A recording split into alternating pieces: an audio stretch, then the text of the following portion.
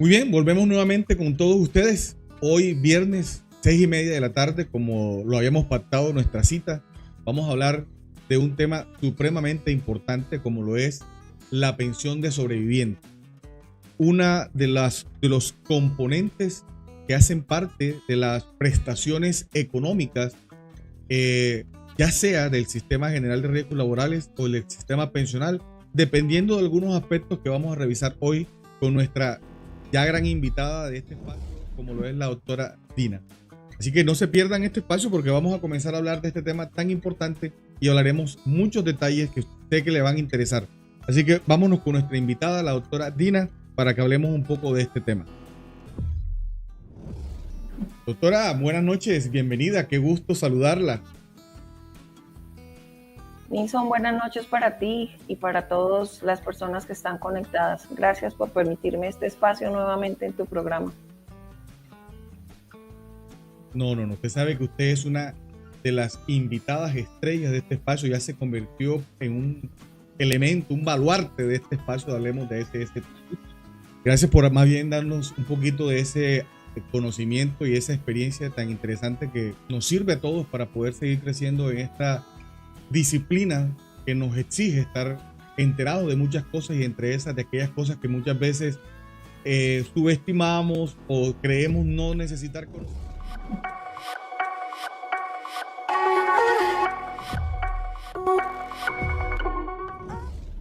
Deme un segundito que tuvimos aquí un pequeño error.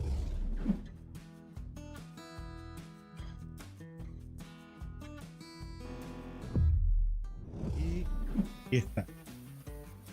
Ya creo que estamos nuevamente al aire. Estamos teniendo un problema ahí de cambio de escenas no previsto, pero ya lo tengo controlado.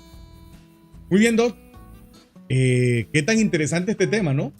Muy poco se habla de esto en escenarios académicos, incluso ya en el ámbito ya de desempeño de la seguridad y salud en el trabajo, muy poco hablamos hasta no tener un caso en el cual tengamos que pedir asesoría, consultoría para que nos ayuden a ver cómo tramitamos este importante elemento de las prestaciones económicas que se obtienen ya sea por el Sistema General de Riesgos Laborales o por el sistema pensional. ¿O me corrige, doctor? Es cierto, Nilson, y poco se habla de la pensión de sobreviviente porque hay que hablar de la muerte y es una condición de la que a todos nos va a pasar porque hace parte de la naturaleza humana, pero es un tema que consideramos no mencionar. Y es necesario que los especialistas en seguridad y salud en el trabajo y todas las personas en su familia tengan presente qué pueden hacer, qué va a pasar, qué deben solicitar cuando se genere ese evento que tarde o temprano nos va a pasar, que es la muerte propia o la de un familiar. Entonces es un tema de los que hay que hablar en familia y en la empresa. Y es creo que vital y esencial para un prevencionista el poder darle un acompañamiento adecuado. Y la única forma de hacerlo es sabiendo cómo funcionan estos componentes normativos frente a un derecho adquirido por parte de un familiar que pierde, ya sea a una persona en calidad de trabajador o a una persona por su proceso vital de llegar a la vejez y morir. Hablemos rápidamente para entrarnos a las preguntas. ¿Por qué es tan importante la pensión de sobreviviente? En el sistema de seguridad social está prevista la pensión de vejez y todos los trabajadores y los afiliados como cotizantes independientes y todas las personas aspiramos a llegar a una pensión de vejez por ser el desarrollo normal de la vida. Pero resulta que no tenemos la certeza del momento en que podemos morir. ¿Por qué es importante hablar de la pensión de sobreviviente? Porque necesitamos reconocer que la muerte puede llegar en cualquier momento, por causas comunes, ya sea por una enfermedad, ya sea por un accidente o por causas laborales, que también son por enfermedades laborales o por accidente. Esta es una prestación que está reconocida para los afiliados al sistema de riesgos laborales y al sistema de seguridad social en pensiones. Muy bien. Y aquí es importante, partiendo de lo que nos acabas de explicar, que es clave y es entendible lo importante que es en términos de salvaguardar el bienestar de las personas que, como su nombre lo indica, sobreviven al evento en el cual hay un fallecido, y en este caso tenemos unos beneficiarios de esta prestación económica. Debemos partir de una primera pregunta importante, y es, Doc, ¿cuándo se genera el derecho a esta prestación? La pensión de sobreviviente está reglamentada en la ley 100 y en las normas que la han reformado, y sigue igual en la nueva ley que entra en vigencia el 1 de julio de este año. Y establece el reconocimiento de la pensión inicia con la muerte de un afiliado, que ya vamos a ver la diferencia entre afiliado y un pensionado, porque hay personas, como lo hemos dicho, que pueden tener la pensión de vejez reconocida o la pensión de invalidez por riesgo laboral o por riesgo común. Entonces, puede morir un afiliado al sistema de pensiones o puede morir un pensionado en el sistema de pensiones, y ahí es ese evento el que se reconoce como el inicio del reconocimiento de la pensión de sobreviviente. Muy bien. Y entonces ya nos planteas que hay dos posibles escenarios, ¿no? Una es que yo adquiera la pensión de sobreviviente de origen laboral y otra, debo entenderlo, por origen común. ¿Qué te parece, Doc, si hablamos un poquito de cada uno de esos escenarios? ¿Cuáles serían los requisitos, por ejemplo, para que una persona beneficiaria de una pensión de sobreviviente en el Sistema General de Riesgos Laborales podría o tendría que agotar para poder adquirir esta prestación? Mira, Nilson, y a quienes nos están acompañando esta noche, debo indicar por decir que es importante siempre, frente a un accidente o a una enfermedad, establecer el origen, porque el sistema de riesgos laborales tiene menos requisitos que el sistema general de pensiones para reconocer esta pensión de sobreviviente. En riesgos laborales basta con que la persona que fallece por causas del trabajo esté afiliada y tenga cobertura en el sistema de riesgos laborales. Esté afiliada es porque la empresa envió el formulario de afiliación, pero recordemos que la cobertura en riesgos laborales inicia a partir del día siguiente de la afiliación. Entonces, cuando se tiene un accidente de trabajo, el requisito es haber estado afiliado en riesgos laborales. O cuando se tiene una enfermedad, el requisito es que esa enfermedad haya sido diagnosticada como enfermedad laboral dentro del tiempo en que la persona estuvo expuesta a esa condición que le generó la enfermedad, y ahí es donde tenemos más dificultades judiciales, pero tenemos que avanzar y tenemos que empezar a reconocer y a decirle en las empresas que sí hay empresas que por su actividad económica generan enfermedades que pueden llevar a una pensión de invalidez que luego se convierte en pensión de sobreviviente, o que pueden llevar a la misma muerte de la persona.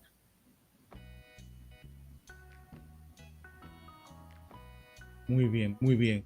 Doc, una pregunta. Tú acabas de mencionar algo muy interesante, y es, solo necesitaríamos entonces que la persona esté afiliada, ¿cierto? En riesgos laborales. Hay una aclaración muy interesante que es importante que recordemos todos, y es algo que a veces se nos pasa, y no solamente afectaría el poder acceder a una pensión de sobreviviente, sino a cualquier prestación económica o asistencial, y es lo que mencionabas, que la cobertura en el Sistema General de Riesgos Laborales inicia al día siguiente, 24 horas después de haber hecho la afiliación. ¿Qué pasaría, en dado caso, una circunstancia, y aquí me voy a salir un poco de la línea que venimos llevando con las preguntas, es, ¿qué pasaría si en dado caso yo como empleador decidiera poner a trabajar al trabajador el mismo día en que hago la afiliación y resultase ese mismo día accidentado y muerto? ¿Qué pasaría ahí en ese caso? En ese caso, como la persona ha muerto en el trabajo, Si estamos hablando de la pensión, el origen sigue siendo común.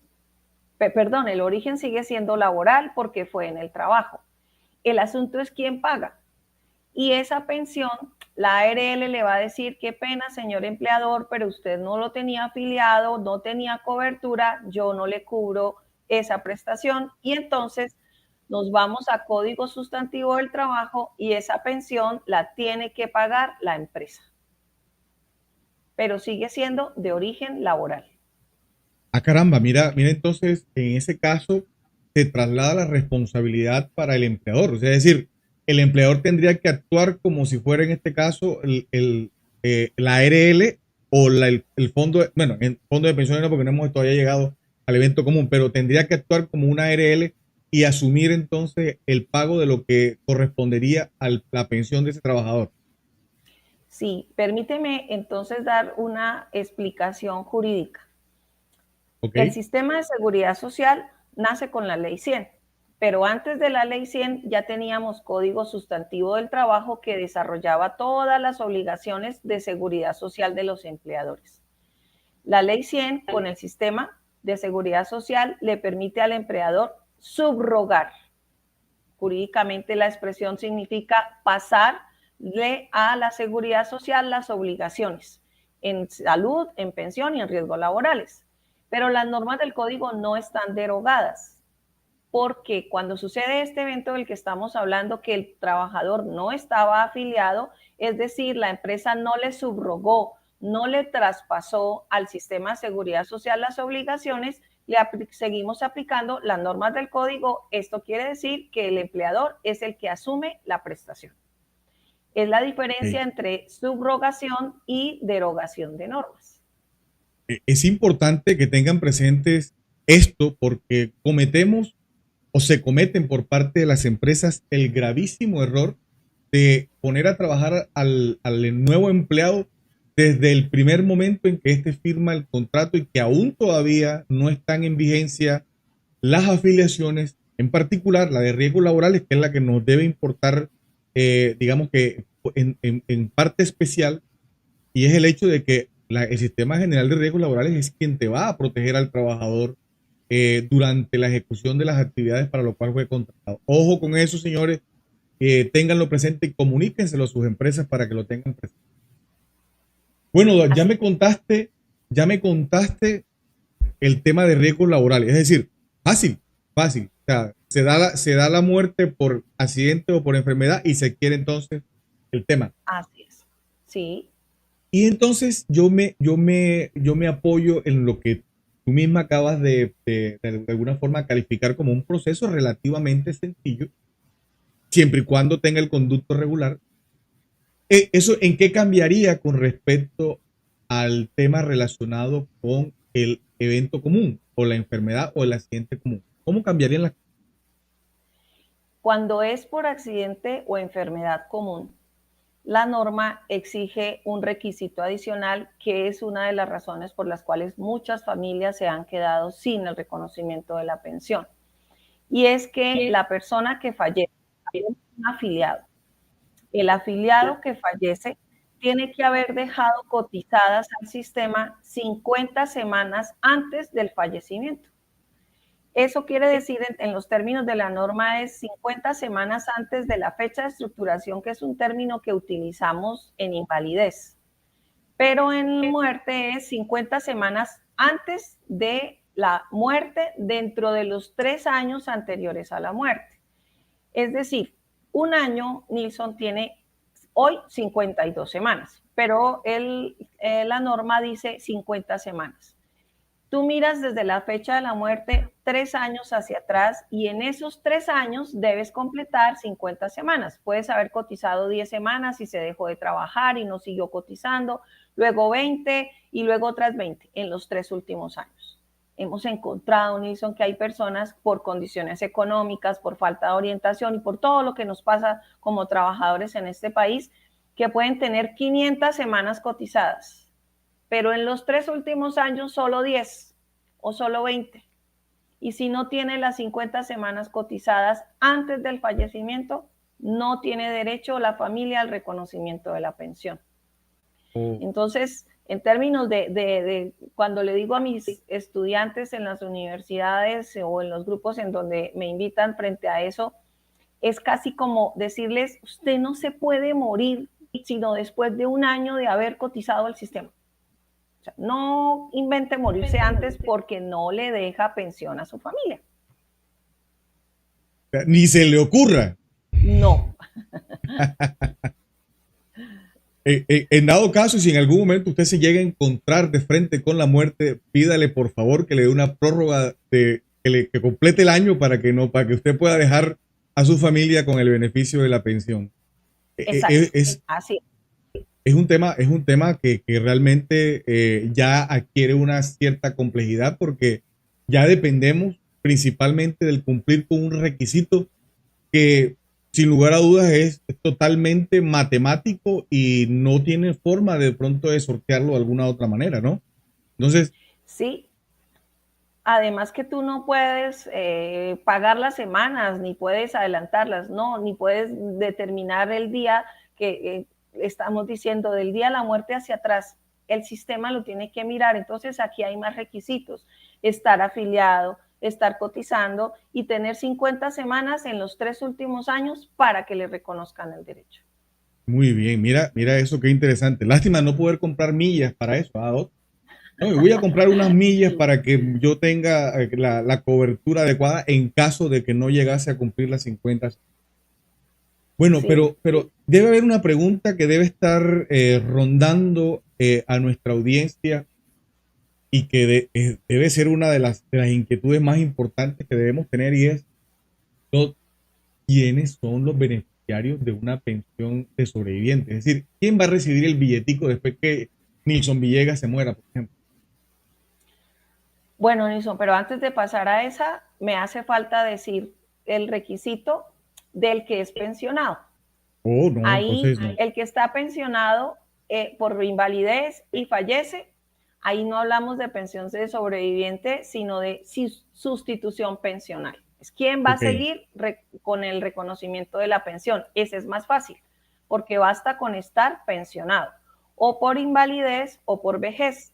Uno de esos dos pensionados muere, entonces vamos a ver quién tiene el beneficio del reconocimiento. Solamente lo que tiene que hacer es pedir que le reconozcan la pensión. Es más fácil la muerte de un pensionado que la de un afiliado. Muy bien. Me gusta eso. Esa aclaración era vital.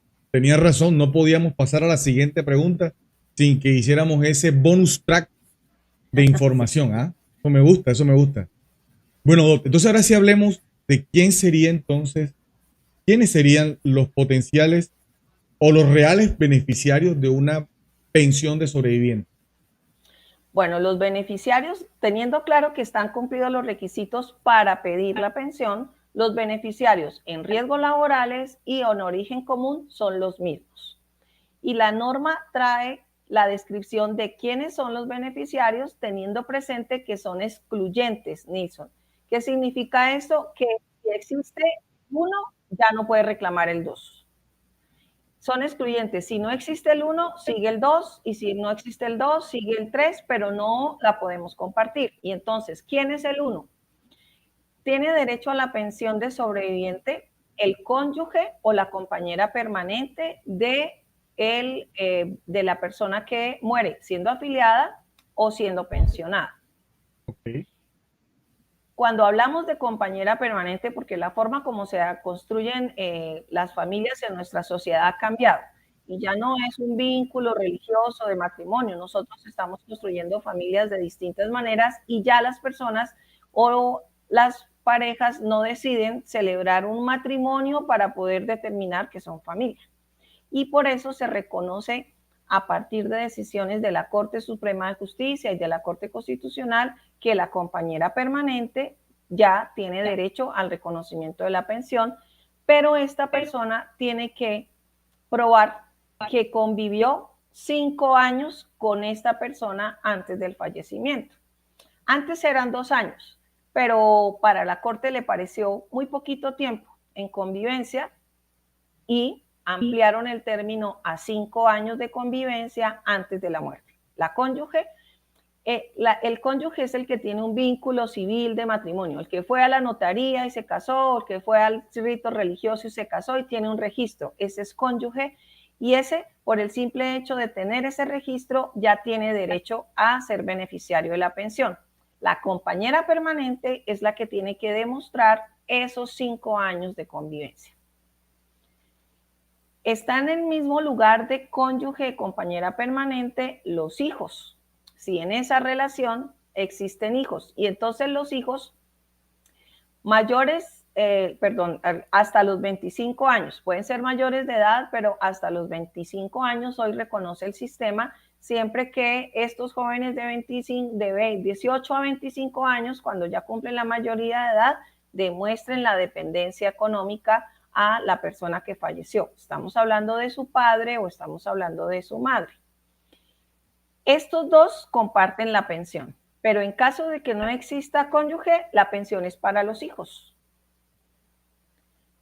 Ok. Si no existe, ¿y hay alguna condición por parte de los hijos para de pronto no llegase o se negara el beneficio para ellos?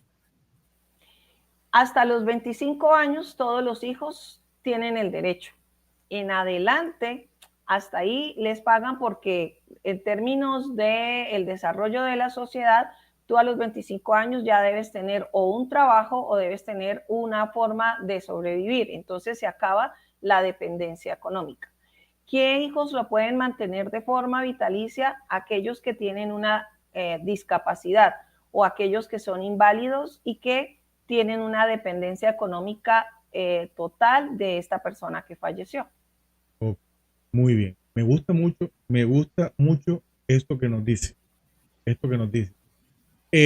Tengo por aquí una pregunta y es, bien. Andrés Peña nos pregunta, si como empleador realizo la afiliación de un trabajador a las 5 de la tarde, ¿significa que ese trabajador no podría ingresar al día siguiente, sino el próximo día? Esa es una pregunta que hago en preparatorios, que es el examen final que presentan los estudiantes de Derecho, pero también la hago ahí en las especializaciones. Y entonces, para decirle a Andrés, mira, la norma dice al día calendario siguiente. Y en el desarrollo de las actividades en las empresas hemos inventado cosas. Entonces, algunos han inventado que dice a las 24 horas. A las 24 horas y cuentan por horas, entonces si es a las 8 de la mañana, es a las 8 de la mañana al día siguiente. No, eso no es día calendario siguiente, así no se cuenta.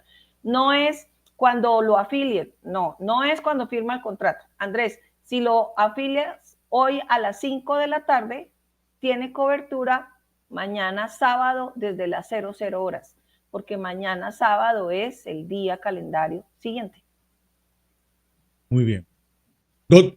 Hay una persona, una chica en la audiencia, Beatriz, nos dice lo siguiente, pues refuta lo que tú mencionabas ahorita.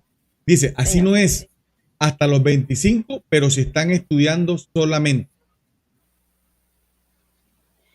Es que hay una decisión que se toma frente a una norma que sale para los beneficios tributarios que la podemos utilizar en seguridad social y es que no necesita estar estudiando y en seguridad social la Corte Constitucional también ya lo ha determinado. Cuando las personas son beneficiarias porque tú puedes descontar en tu declaración de renta el beneficio que le das a tus hijos cuando hasta los 25 años y no necesitas estar estudiando. La nueva norma sí lo trae otra vez. La nueva norma, la 2381 del 2025, sí, pero la dependencia económica es la única requisito que puede establecerse para decirle al sistema pensional que soy beneficiario de la pensión de sobreviviente. Muy bien, perfecto. Entonces, si Beatriz tiene una opinión, digamos que sea distinta o tenga un concepto distinto a lo que opina la doctora o lo que nos está contando la doctora Dina, está abierto el chat, Beatriz, para que puedas contarnos cuál es y podamos debatirlo sin ningún problema. Aquí lo podemos revisar. Claro. Y yo no estoy en contra de lo que dice Beatriz, porque es que a mí me parece también que de los 18 a los 25 o está estudiando o está trabajando. y si no se convierten en jóvenes que son los ninis, ni estudian, ni trabajan, ni están en la casa. Entonces, en términos reales, a mí me parece bien que sigan considerando que tienen que estar estudiando, o estudia o trabaja, pero en la casa haciendo nada, no. Entonces yo estoy de acuerdo con Beatriz, aunque la norma así no lo exige. Sí, sí. O sea que hasta los ninis podrían ser beneficiarios Sí, de este servicio. Muy pero bien, hasta los 25. interesante, interesante que no lo escuchen las nuevas generaciones porque ahí sí Sí, menos salen a buscar trabajo. sí.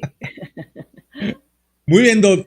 Doc, hay una cosa que tenemos que conocer y creo que hace parte digamos que del moño que le falta a este paquete. Ya conocemos quiénes son los beneficiarios, ya Ah, sabemos pero es que nos cuáles. faltan. ¿Qué nos falta, Doc? Cuéntanos, ¿qué nos Nos falta? faltan beneficiarios porque entramos a hablar de los hijos. Entonces, hemos dicho que Ok, son excluyentes, ¿cierto? La cónyuge o la compañera permanente, los hijos. Pero si no hay hijos, entonces los beneficiarios son los padres del pensionado fallecido o del afiliado fallecido. Si no hay padres, también pueden ser beneficiarios los hermanos, pero que demuestren tener una dependencia económica de la persona que falleció o tener una discapacidad y que dependían económicamente de esa persona que falleció. Y con relación a los hijos, tengo que incluir, Nilson, los hijos de crianza, que es una nueva figura que ya está reglamentada por fortuna desde el año pasado para que los tíos, los abuelos, la señora de la casa, es un tema del que en mis redes lo pueden encontrar, que lo he explicado paso a paso cómo se hace, se denominan hijos de crianza, que no son hijos consanguíneos, que no son adoptados, pero que son niños que vivieron con esta persona, con este tío o hasta con la compañera permanente de su padre y terminaron cuidados por esa persona, que puede iniciar un proceso judicial muy corto ante un juez de familia y declararlo como hijo de crianza. Hoy los hijos de crianza también son beneficiarios de la pensión de sobreviviente. Entonces tenemos el mismo orden de las... A veces las personas dicen que las pensiones son como la herencia. Lo que sucede es que las líneas de las que estamos hablando son las mismas que en el derecho civil se hablan de los beneficiarios de la herencia. Pero como vemos, la pensión no se hereda. Tú tienes que demostrar tener esta línea, pero también demostrar que tenías la dependencia económica. Entonces tenemos los padres, la cónyuge, si no están los hijos, si no están los padres, si no están los hermanos y si no están, ya no hay más. ok, ok, muy bien. Doc, me salta una inquietud, me salta una inquietud que te quiero preguntar y es para poder de pronto hablar de un tema que se ha vuelto un tanto de moda y es, yo puedo escoger a quién le heredo o a quién le entrego esa pensión o ya eso está delimitado por ley. Porque fíjate, por ejemplo, que hemos visto algunos eventos particulares en las redes sociales y digamos, en los medios noticiosos de la persona que le dejó toda su herencia o la pensión a tal o al perro que tenía, que era el que quería, a su compañero eterno, al gato, a la empleada que la acompañó toda su vida. ¿Eso se podría hacer en esta circunstancia? No, en el sistema de seguridad social no hay herederos. Los herederos es una figura jurídica Ok, del derecho de sucesiones que viene acompañado del derecho de familia. Lo que pasa es que el sistema de seguridad social tomó las normas de familia y sucesiones para dar un orden a quién debería ser el beneficiario, pero la pensión no se hereda. Y como no se hereda y como no entra dentro de los bienes de las personas, yo no puedo decidir en vida a quién le dejo la pensión.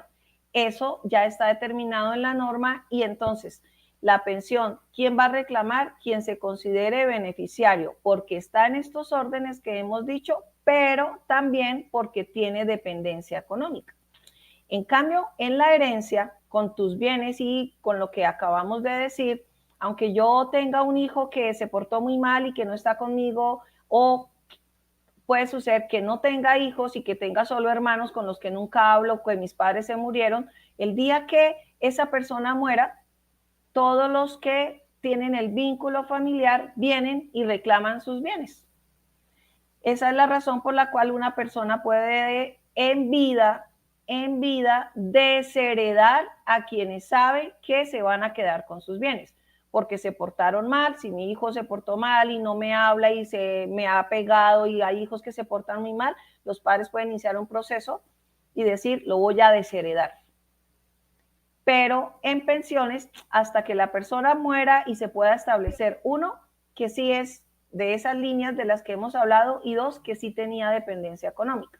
Entonces podemos encontrar un hijo de 23 años, de 18 años, pero que nunca vivió con su padre y que solo regresó el día que murió. Ese hijo ya no tiene, si es mayor de edad, no puede o no le queda fácil el reconocimiento de la pensión de sobreviviente. Doc, qué interesante eso, ¿no? Me acabas de dar una información que de alguna manera me tocó sensiblemente porque fíjate de alguna manera cómo podría presentarse una injusticia en el sentido de que una persona que durante muchos años no tuvo la presencia de un hijo que se fue hace muchos años y aparece ahora que muere, a lucrar de un beneficio que seguramente lo va a recibir sin ningún problema, pese a que nunca estuvo presente en la vida de esa persona, pero que simplemente porque existe un vínculo legal reconocido, que exista el parentesco legalmente reconocido, esa sea suficiente razón para entregarle el beneficio de una pensión de sobreviviente. Interesante, y me queda ese sin sabor de boca. Pero Nilson, hagamos la aclaración. Ese sinsabor queda en el derecho sucesoral, en los bienes de la persona, pero en el sistema pensional no. Porque recuerda que en el sistema pensional tiene que demostrar ser hijo, pero tener dependencia económica.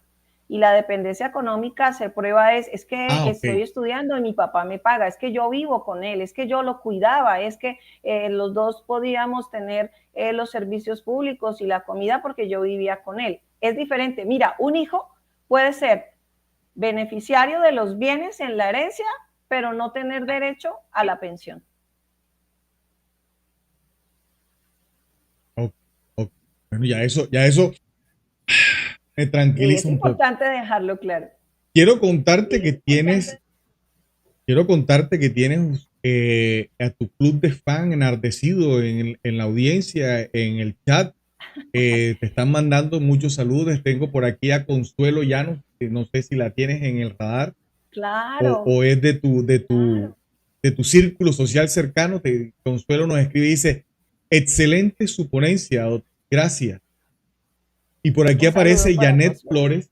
Janet Flores también se hace presente, y Janet dice: la doctora Dina, súper recomendadísima, excelente profesional, cumple lo que promete, saca sus procesos diligentemente. A mí me fue súper bien con ella. Te veo. Querida Janet, te veo bien. Yo quiero aclararle a la audiencia que es que partamos del hecho de que aquí yo solamente invito a duros de los duros. O sea, aquí viene el duro de la caja de fósforo, como decía mi abuela Vicenta. Entonces, la doctora Dina no es la excepción, es una gran profesional. Tengo que también decirlo que ha sido una excelente, ya la tengo hasta como una docente de aquí de primera mano, porque ya yo aprovecho estos espacios y aprendo mucho con ella.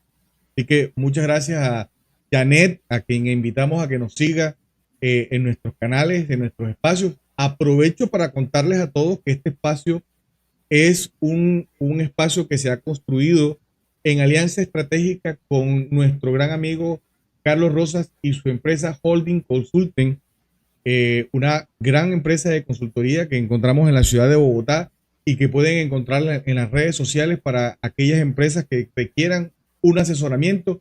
Y aprovecho una vez para meter la cuñita de que la doctora Dina también hace parte del equipo de trabajo de Carlos con su empresa, que también hace parte del holding o de la alianza estratégica que tiene Carlos Rosa con su empresa para prestar un excelente servicio. Así es. Así que bueno, ya saben, la doctora Dina la pueden encontrar, las redes sociales la van a encontrar al pie de este video en YouTube, y si quieren contactarla o quieren contactar a nuestro amigo Carlos, lo pueden hacer a través de los números y los links que van a encontrar abajo al pie de este video. Se nos está creciendo la audiencia y siguen llegando muy buenos comentarios suyos, doctora. Yo estoy comenzando a creer que Muchas gracias. estoy con la persona correcta.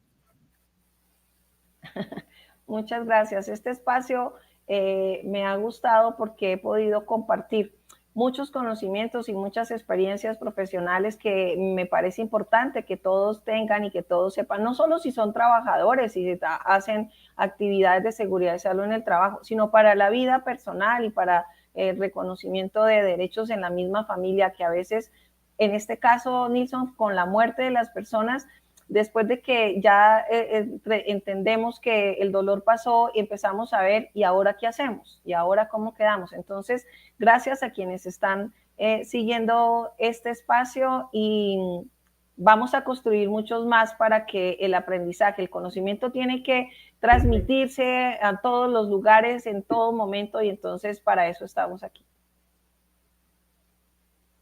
Y mire cómo me pongo yo de bravo al escuchar eso que usted acaba de decir, que es que vamos a hacer más programas. Mire, estoy bravísimo, bravísimo, porque yo no me esperaba eso.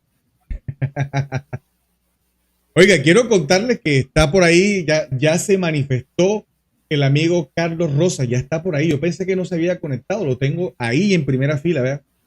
Saludes a todos.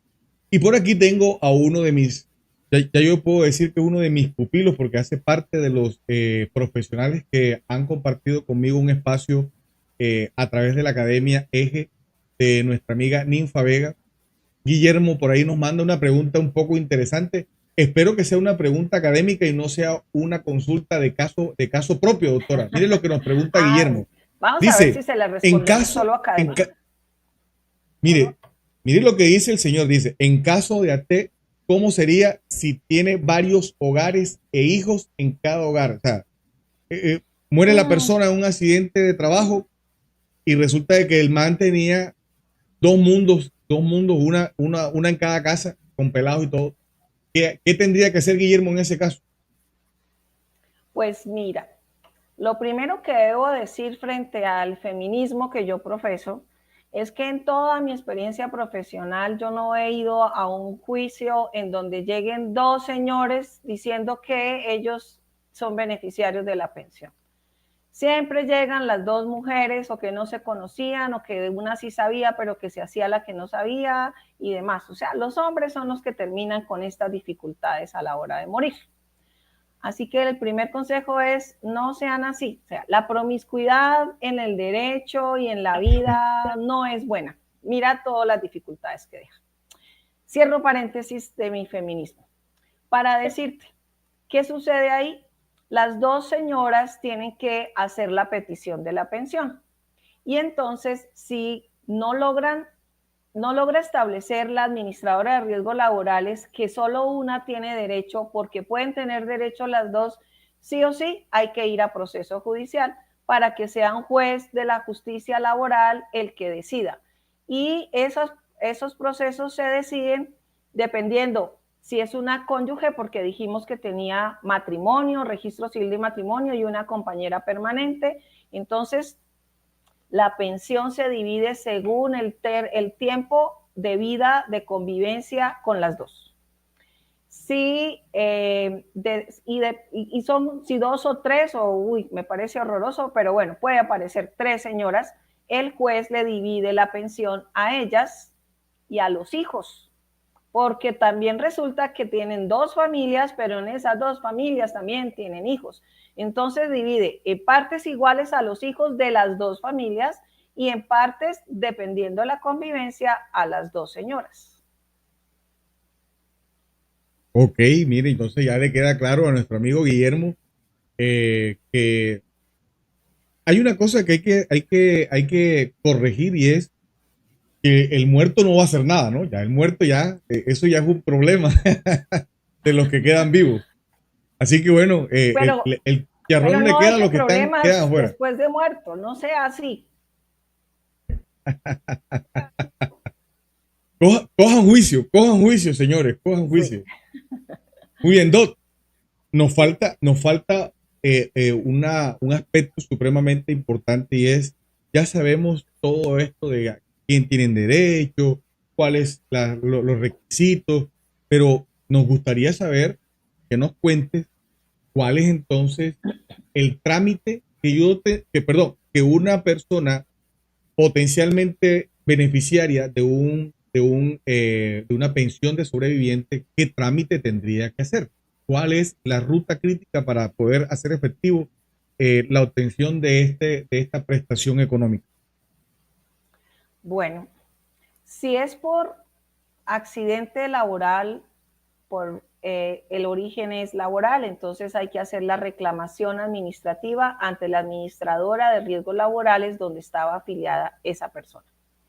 Si es por origen común, por accidente común o enfermedad común, hay que hacer la reclamación ante la administradora de fondos de pensiones donde estaba afiliado o ante Colpensiones.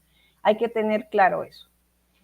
Si es ante la administradora de riesgos laborales, hay que llevar los siguientes requisitos. El certificado de función.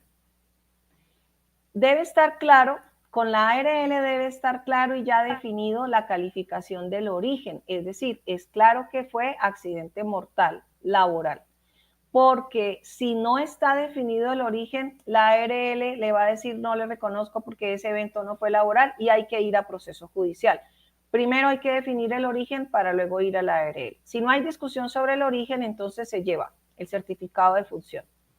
El certificado, ya sea del registro civil de matrimonio o el registro civil de nacimiento de los hijos, para demostrar que es el beneficiario.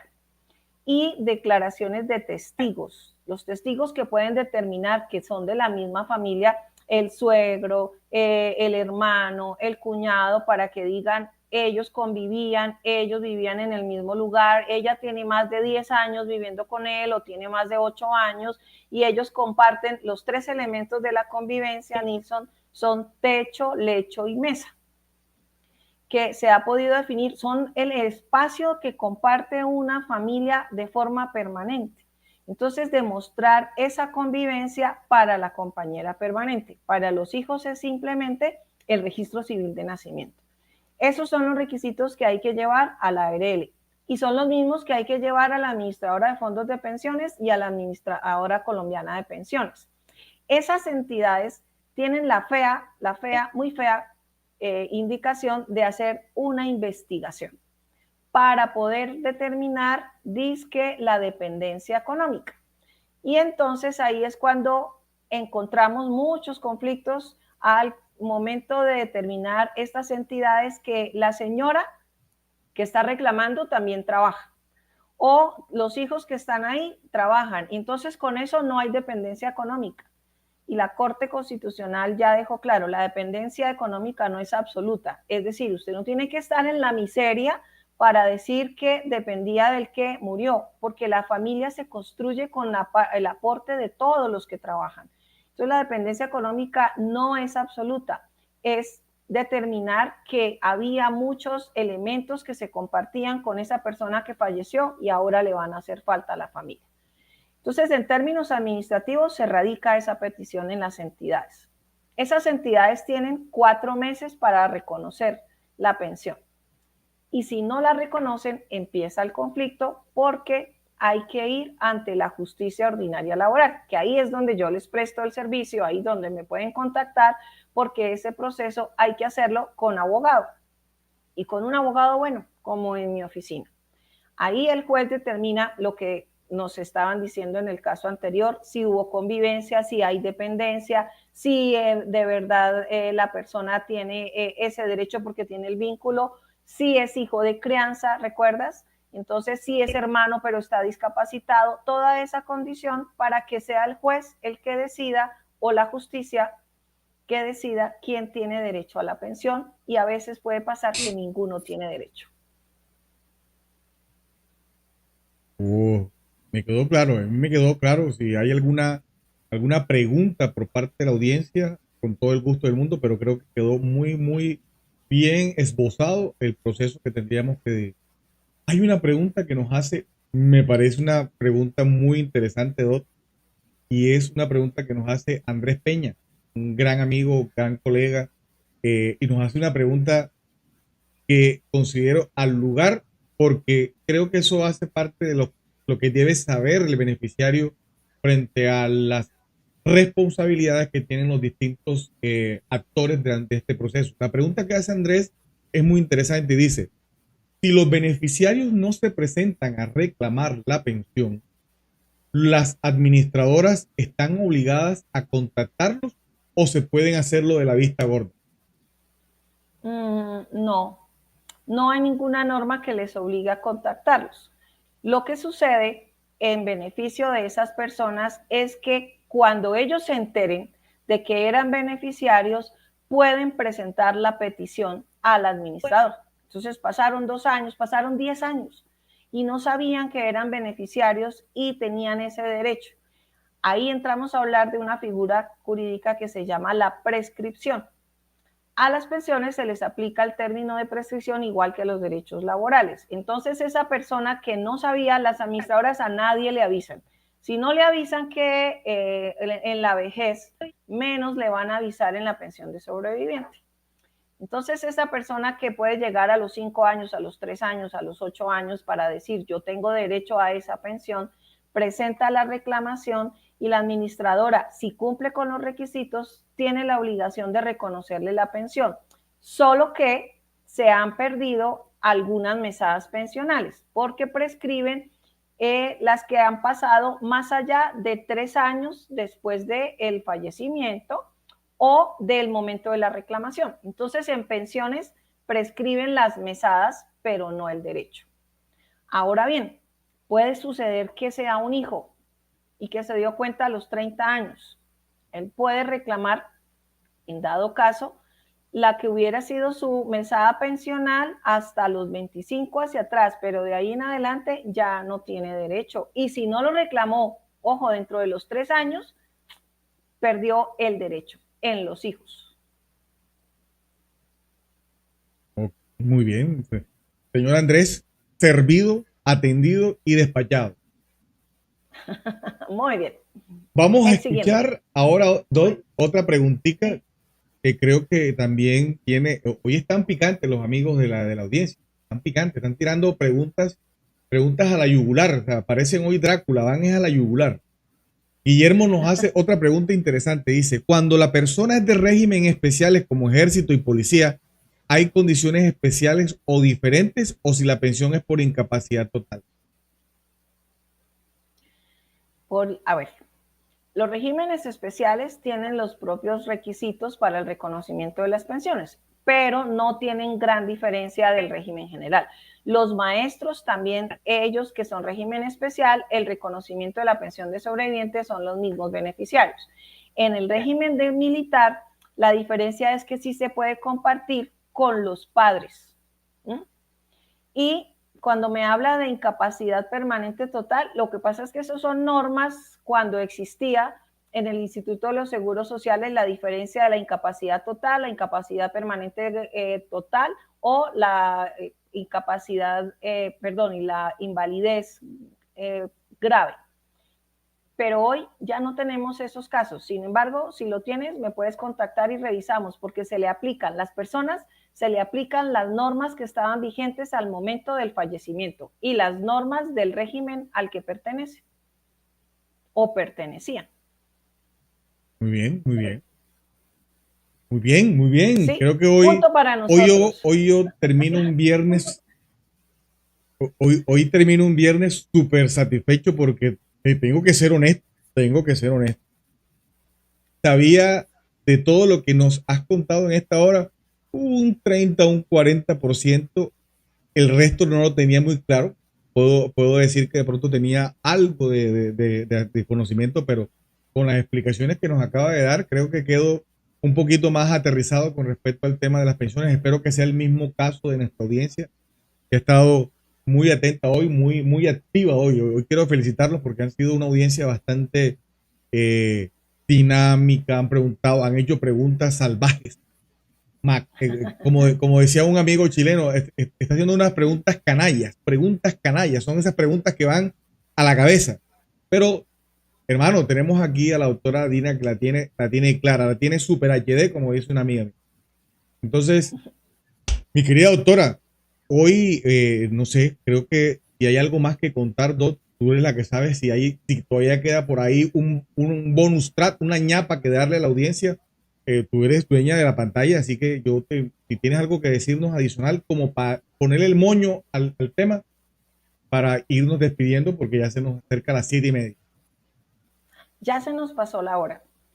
Primero, pues tengo que decir que ese tipo de preguntas hacen parte del diario transcurrir de mi trabajo, porque esto no es una aplicación taxativa a la norma. Estas son condiciones que se llevan a casos especiales y en mi oficina atendemos esos casos raros especiales que parecen que nadie resuelve. Así que me agrada mucho que hayan hecho ese tipo de preguntas.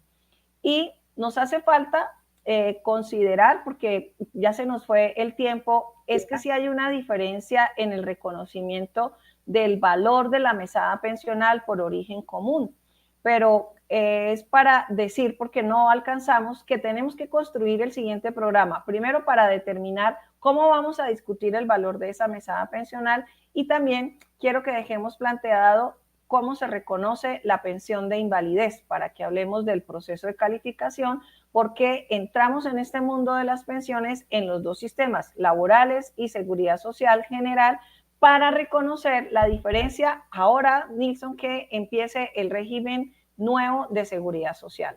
Entonces, vamos a dejar abierta la oportunidad para que se vuelvan a conectar las personas que están aquí y traigan preguntas más difíciles y podamos hablar de lo que nos interesa seguramente, que es el dinero. ¿Cómo hacemos para que la mesada aumente más?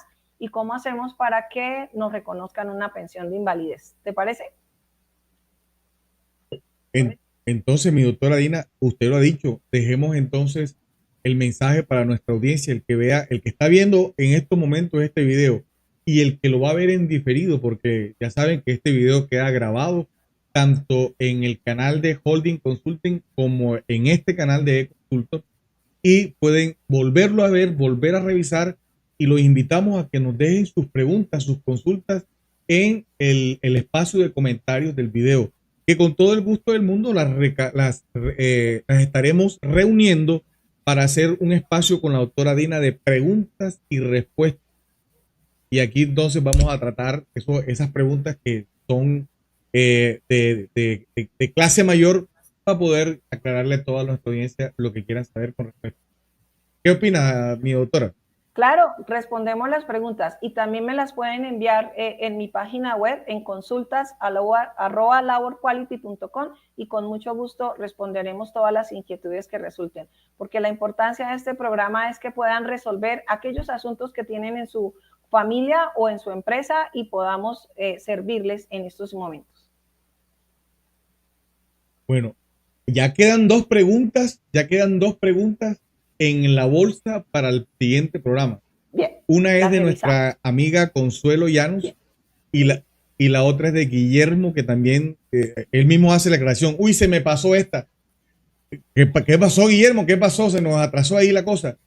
Pero no te preocupes, vamos a tenerla ahí a la mano para poder hacer una sesión especial donde hagamos una ampliación de todas esas preguntas que seguramente nos quedan hoy de este programa. Así que la invitación es, váyanse al canal, por favor, déjenos esas preguntas, esas inquietudes, y les aseguramos que vamos a organizar un programa único y exclusivamente para responder sus inquietudes.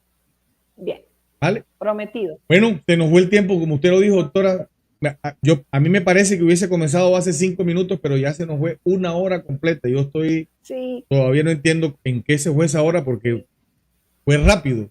Pero bueno, vamos a seguir teniendo la presencia de la doctora Dina, nos va a seguir contando todos esos aspectos tan importantes que tenemos que conocer. Y no se les olvide, suscríbanse al canal y podrán seguir siendo notificados de cuando estemos conectados para que puedan seguir aprendiendo y conociendo estas cosas que son vitales, esenciales en nuestra labor como prevencionistas. Así que no se lo pierdan. Mi doctora Dina, muchas gracias nuevamente por habernos acompañado, gracias por habernos compartido su conocimiento. Hoy es viernes y el cuerpo lo sabe, así que, bueno, las personas que vayan a descansar, que descansen, las personas que tengan hoy compromisos sociales, que vayan y se diviertan, para eso estamos vivos. Así que los invitamos nuevamente, estén atentos a nuestros próximos programas, no se los pierdan, que seguramente van a tener mucha información que ver y que compartir con la doctora. Doctora, nos piden en el chat, ojo, nos piden en el chat dónde la pueden contactar. ¿Cómo la pueden contactar, doctora? Mis redes sociales son en Instagram, me encuentran como @laborquality, consultores SAS, quality con la I de chica. Y en Facebook también somos Labor Quality Consultor. El número exacto, si no les aparece por allí, es 322-4480-338. Todos los que quieran contactar, con gusto responderemos a las consultas, a las preguntas pequeñas o difíciles. Ok. De todas formas, para tranquilidad de Consuelo, ya mañana, cuando ya quede firme este programa en el canal de YouTube, van a encontrar en la parte de abajo de la descripción del video las redes sociales y los mecanismos de contacto de la doctora Dina para que la puedan contactar y hacer las consultas que quieran. Así que, Janet, no te preocupes, ahí vas a tener la información y bueno, vas a poder tener la oportunidad de conversar con la doctora Dina. A todos y cada uno de ustedes solamente me resta darles las gracias por habernos acompañado, gracias por haber escogido este espacio y habernos dedicado una horita de su valioso tiempo para aprender un poco más acerca de estos temas de interés general. Un abrazo para todos, Dios los bendiga y nos vemos en nuestro próximo Hablemos de SST con el Consulta. Mi doctora Dina, Dios la bendiga, nos vemos y gracias. Un abrazo para usted. Feliz noche para todos y cuídense mucho. Cuídense mucho. No olviden compartir en familia. Buenas noches. Adiós.